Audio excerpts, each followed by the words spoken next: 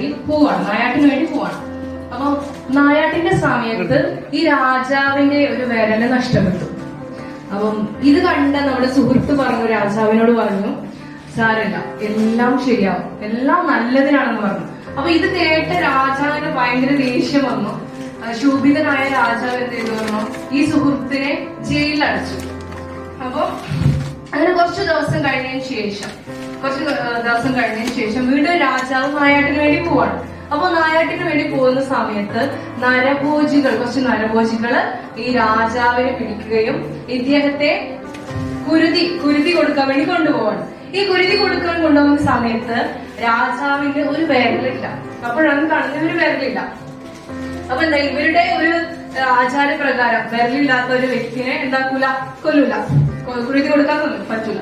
അങ്ങനെ രാജാവ് രക്ഷപ്പെട്ട് സന്തോഷത്തോടു കൂടി അവിടെ കൊട്ടാരത്തിലേക്ക് ചെല്ലാണ്. അപ്പൊ കൊട്ടാരത്തിലെത്തിയ നമ്മുടെ രാജാവ് ഈ സുഹൃത്തിന് നന്ദി പറയാണ്.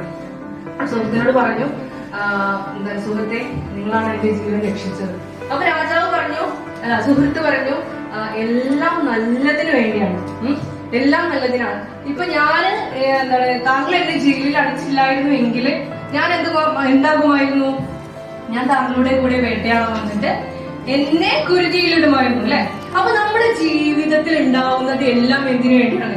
നല്ലതിന് വേണ്ടിയാണ്. നമ്മുടെ ജീവിതത്തിൽ സംഭവിക്കുന്ന എല്ലാ കാര്യവും, അത് പോസിറ്റീവ് ആണെങ്കിലും നെഗറ്റീവ് ആണെങ്കിലും, നമ്മുടെ ജീവിതത്തിൽ സംഭവിക്കുന്ന എല്ലാ കാര്യങ്ങളും നമ്മുടെ ജീവിതത്തിൽ നല്ലതിന് വേണ്ടിയാണ്. നമ്മൾ എങ്ങനെയാണോ അതിനെ അപ്രോച്ച് ചെയ്യുന്നത്, ആ രീതിയിലാണ് അത് നമ്മുടെ ജീവിതത്തിലേക്ക് എത്തുന്നത്, അല്ലെ? അപ്പൊ നമ്മുടെ തിങ്കിങ് ആണ് നമ്മുടെ